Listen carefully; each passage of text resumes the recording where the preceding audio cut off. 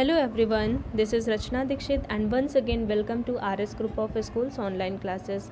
Students, in this video we will discuss about the Surdas के पद जो कि आपका क्लास 10th से चैप्टर फर्स्ट है और इस वीडियो में हम सूरदास के आगे के पदों के बारे में चर्चा करेंगे। सूरदास के कुछ पद हैं जिनको हमने पार्ट 1 में पढ़ा था, उसके आगे हम पार्ट 2 पढ़ेंगे जिसमें से हम सूरदास के कुछ पदों की और चर्चा करेंगे।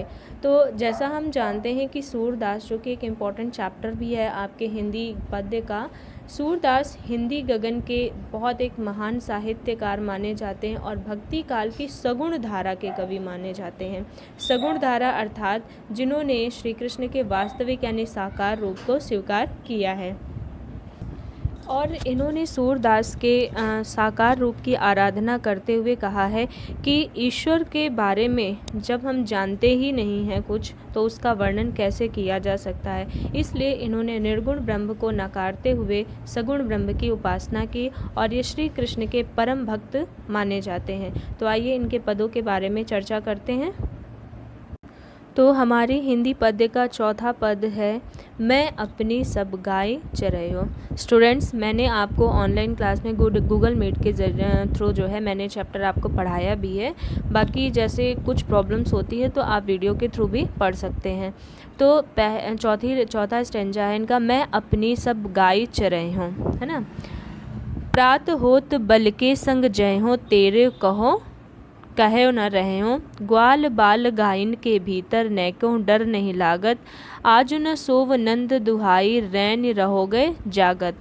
और ग्वाल सब गाय चरई हो, मैं घर बैठे रहे हूँ, सूर श्याम तुम सोई रहो, अब प्रात जान में दय हो। तो एक बड़ा सुंदर वर्णन किया गया है माता यशोदा और श्री कृष्ण के बारे में। श्री कृष्ण अपनी माता से, माँ यशोदा से हट कर रहे हैं, तो इस संदर्भ सभी को लिखना होता है। इसके बाद प्रसंग लिखते हैं। तो प्रसंग में हम क्या लिखेंगे कि प्रस्तुत पद में बालक श्री कृष्ण की माता यशोदा से किए जा रहे स्वाभाविक बाल हट का वर्णन किया गया है। व्याख्या देखते हैं, मैं अपनी सब गाय चरई हूँ। श्री कृष्ण अपनी माता यशोदा से हट करते हुए कह रहे हैं कि जिद कर रहे हैं कि हे माता, मैं अपनी सब गायों को, सब गाय यानी अपनी सब गायों को जैसे ही सुबह होगी मैं उनको चराने के लिए जंगल में जाऊंगा। तो सुबह होते ही मैं अपनी सब गायों को चराने के लिए वन में जाऊंगा। प्रात होत बल के संग जय हो, जैसे ही सुबह होगी वैसे बल मतलब बलदाऊ के साथ, बलदाऊ के संग, बलदाऊ के साथ मैं जाऊंगा। तेरो कहे न रही हो, अब मैं तुम्हारा कहना बिल्कुल भी नहीं मानूंगा। ग्वाल बाल गायन के भीतर, ग्वाल बाल और गायों के भीतर रह करके यानी उनके साथ रह करके मुझे नैको माने जरा सा भी, तनिक भी डर नहीं लगता है। उसके आगे देखिए, आज न सोऊं नंद दुहाई। फिर वो कहते कि आज कुछ भी हो जाए मैं नंद बाबा की, दुहाई मतलब दुहाई किसको कहते हैं, कसम खाना, ठीक है। तो आज मैं नंद बाबा की कसम खाकर कहता हूँ कि मैं आज बिल्कुल भी नहीं सोऊंगा और रैन रहोगे जागत, और मैं रात भर, रैन मतलब रात भर जागता रहूँगा। और ग्वाल सब गाय चरे हों, और सारे ग्वाल वाले गाय चराने के लिए चले जाएंगे और मैं अगर रात में सो गया तो मैं घर में ही बैठा रह जाऊँगा। सूर श्याम तुम सोई रहो। तो माता यशोदा समझा रही हैं श्री कृष्ण को कि सूर के श्याम, सूरदास जी कहते हैं, माँ यशोदा कह रही हैं कि अब तुम, श्री कृष्ण की ऐसी बात सुनकर माँ यशोदा उनसे कहती हैं कि मेरे पुत्र या मेरे लाल, अब तुम सो जाओ और मैं तुम्हें सुबह गाय चराने के लिए अवश्य जाने दूंगी। ठीक, इसमें से कुछ नीचे देखिए आपकी वर्ड मीनिंग्स भी हैं। जय हो मतलब जाऊंगा, गायन मतलब गायों को, नहके मतलब थोड़ा सा भी या तनिक सा भी, सोई रहो सो जाओ, जान में दे हो मैं जाने दूंगी, और रैनी मतलब रात। ठीक, तो यहाँ पर एक बार हम फिर से इसको रिपीट कर दे रहे हैं पूरा। देखिए, श्री कृष्ण अपनी माता यशोदा से हट करते हुए कहते हैं कि हे माता, मैं अपनी सारी गायों को चराने के लिए जंगल में जाऊंगा या वन में जाऊंगा। और जैसी सुबह होगी मैं बलदाऊ यानी बलराम के साथ गाय चराने चला जाऊंगा और तुम्हारा कहना बिल्कुल भी नहीं मानूंगा या तुम्हारे कहने पर भी ना रुकूंगा। मुझे ग्वाल बाल गायों के भीतर या अंदर उनके साथ रह करके मुझे जरा सा भी डर नहीं लगता है। और आज मैं नंद बाबा की कसम खा के कह रहा हूँ कि आज रात्रि में मैं सोऊंगा भी नहीं, मैं रात भर ऐसे ही जागता रहूँगा, क्योंकि अगर मैं सो गया तो मैं सुबह उठ नहीं पाऊँगा। और ग्वाल सब गाय चराए हो, सारे ग्वाल वाले गाय चराने के लिए वन की तरफ या जंगल की तरफ चले जाएंगे और मैं घर में ही बैठा रह जाऊंगा।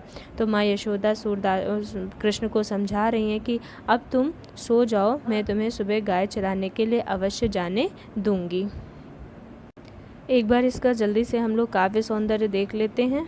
काव्य सौंदर्य देखिए, प्रस्तुत पद में गाय चराने जाने के लिए किए गए श्री कृष्ण के बाल हट का सुंदर और मनोहर वर्णन हुआ है।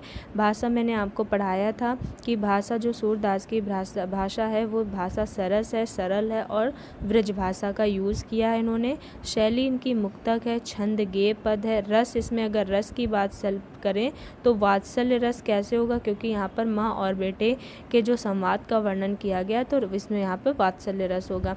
अलंकार, और अलंकार इसमें कौन सा है, अनुप्रास अलंकार। अनुप्रास अलंकार की परिभाषा क्या होती है कि जहाँ पर वर्णों की आवृत्ति होती है बार बार, और यहाँ पर इस स्टेंजा में अगर आप देखेंगे तो बहुत सारे वर्ण हैं जो बार बार रिपीट हो रहे हैं, तो वर्णों की आवृत्ति बार बार होने के कारण यहाँ पे कौन सा है, अनुप्रास अलंकार, और गुण कौन सा है, माधुर्य।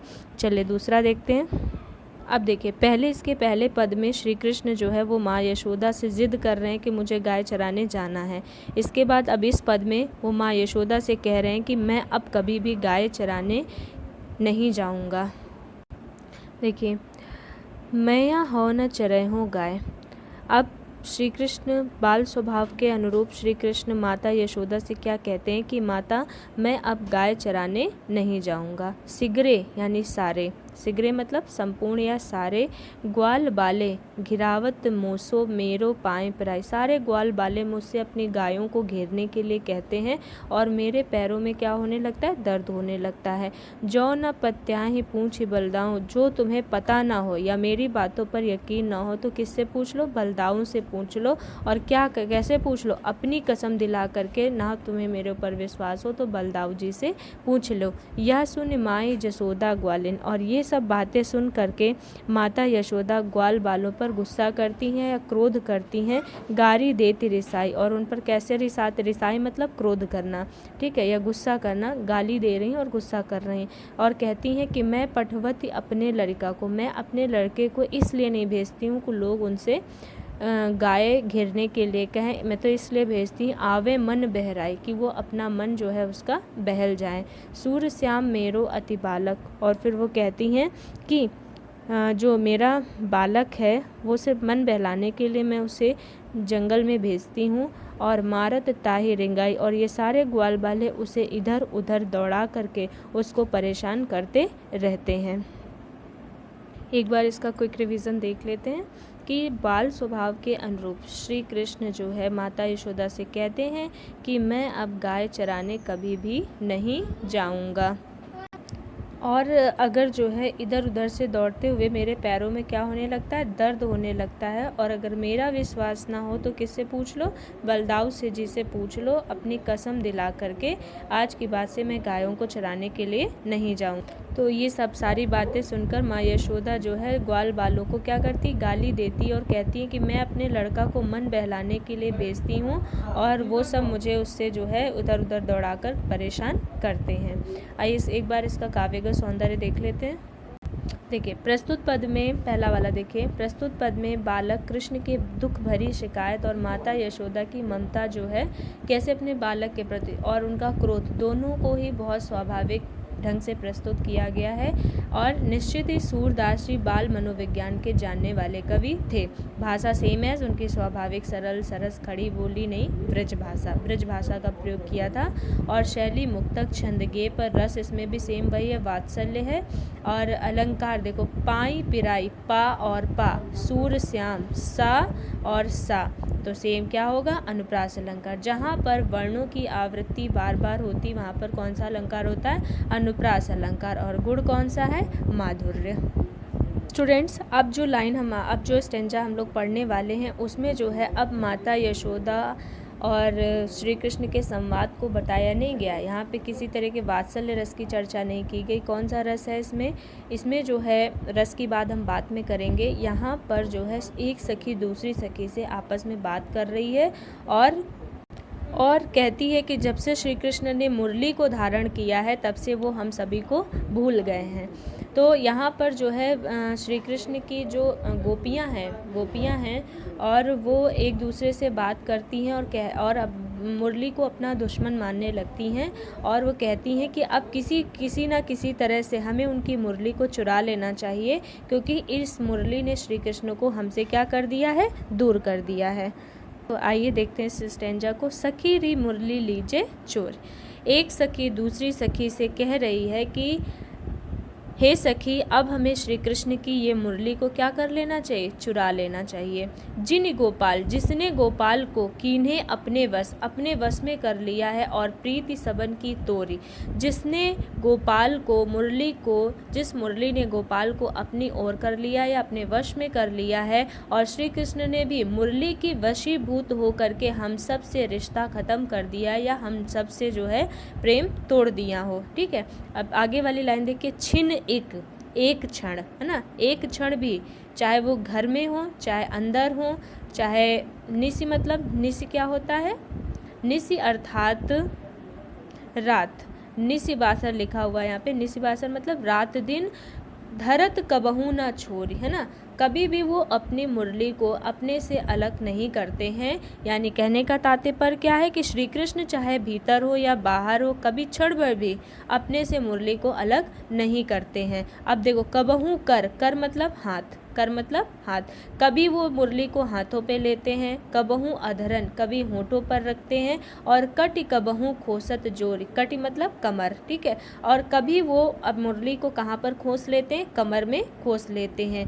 ना जानो कछ मेली मोहने, और तो वो कहती इस तरह से श्री कृष्ण उसे कभी भी अपने से दूर नहीं करते हैं। और फिर वो कह रही ना जानो कछ मेली मोहने, कि अब हमारी समझ में ये नहीं आ रहा है कि इस मुरली ने या इस वंशी ने कौन सा मोहिनी मंत्र श्री कृष्ण पर चला दिया है। राखे अंग अंग भोरी, जिससे श्री कृष्ण का अंग अंग यानी पूरे के पूरे श्री कृष्ण पूर्ण रूप से उनके वशीभूत हो गए हैं। सूरदास प्रभु को मन सजने, सूरदास जी कहते हैं कि गोपी कह रही है कि एक गोपी दूसरी गोपी से कि हे सजनी, इस वंशी ने बांध्यो राग की डोर, इस वंशी ने श्री कृष्ण का मन प्रेम की डोरी से बांध करके क्या कर लिया है, कैद कर लिया है।